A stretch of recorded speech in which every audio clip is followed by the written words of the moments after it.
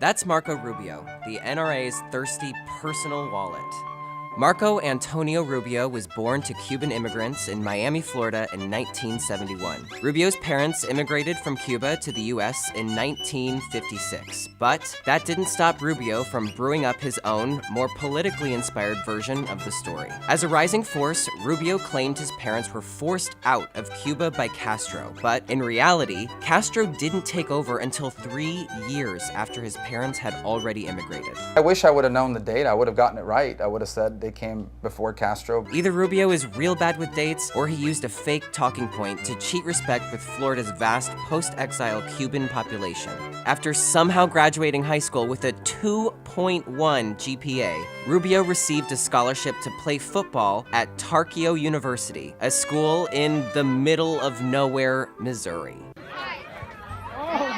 According to Salon, the century-old college was on the brink of shuttering after record-low enrollment numbers. The school admitted everyone who applied before filing for bankruptcy a year after Rubio dropped out. Teammates recall of Rubio's ghost-like presence. One said, "I know he showed up to play football and I remember him suiting up for the team picture, but that's about it." Another said, "My memory of him is hanging out in the weight room, sitting on the bench, and ragging on guys for not being able to lift enough. We used to tell him, get the hell out of here if you're not doing anything." I was more nervous before my first college football game because you were actually going to get hit. After not even getting the chance to get hit, he dropped out. Later, Rubio transferred to a community college and then finished his undergraduate career at the University of Florida. In 1996, Rubio got his JD from the University of Miami School of Law. After obtaining a law degree, Rubio started working his way up the ladder of Republican politics. In 1999, he was elected to the Florida House of Representatives and held office for 8 years. As Speaker of the House, Rubio frequently used his GOP credit card for personal expenses. He used the credit card to repair his family's minivan for $4,000 and dropped $143 on a men's haircut. It's unclear why this haircut was so expensive. And now I have to spend all my time explaining how I use the card instead of talking about public policies. All in all, Rubio's personal expenses added up to $16,052. The party covered the rest on the card, which was $93,566. In 2010, Rubio worked his way up to the US Senate thanks to endorsements from great people like Sarah Palin, Rudy Giuliani, and famous war proponent Dick Cheney. Rubio's time in the Senate has been largely spent attacking women's health. Roe versus Wade is bad constitutional law. He sided with pro-life issues 100% of the time and believes, in abortion cases, there should be no exceptions for rape and incest. Rubio has time and time again voted to defund Planned Parenthood.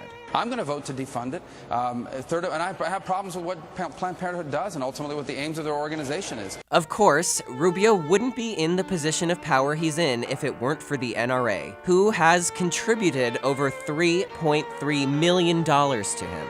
Just a year after 6 adults and 20 children were murdered in the Sandy Hook school shooting, Rubio said he doesn't support expanding background checks for purchasing firearms. And in the wake of the Parkland shooting, where 17 people were killed in Rubio's home state, he couldn't say he'd stop taking money from the NRA. Senator Rubio, can you tell me right now that you will not accept a single donation from the NRA in the future? Rubio stumbled and then... You have every right to ask that question of me, and I'm here to tell you that I will stand for the things... Are you going to be accepting money from the NRA in the future? I've always supported, I will always accept the help of anyone who agrees with my agenda. Before Rubio got grilled by a teenage school shooting survivor, he decided to run for president in 2016. His main agenda seemed to take aim at one former steak salesman, Donald J. Trump. If he hadn't inherited $200 million, you know where Donald Trump would be right now? Selling watches in Manhattan. Donald is not going to make America great. He's going to make America orange. And you know what they say about men with small hands?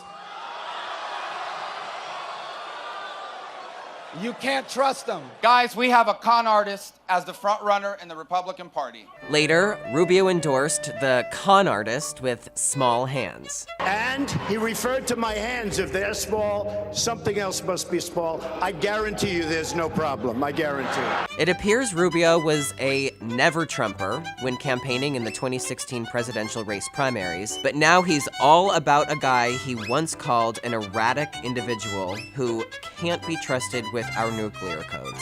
The time for fighting each other is over. It's time to come together and fight for a new direction for America. Rubio's support for the former steak salesman continues. In June of 2019, Rubio tweeted, "It's official, #KeepAmericaGreat." To maintain his seat in the Senate, Rubio will seemingly lean far into Trump's agenda and help steer it through the Republican-controlled Senate for as long as he's in office.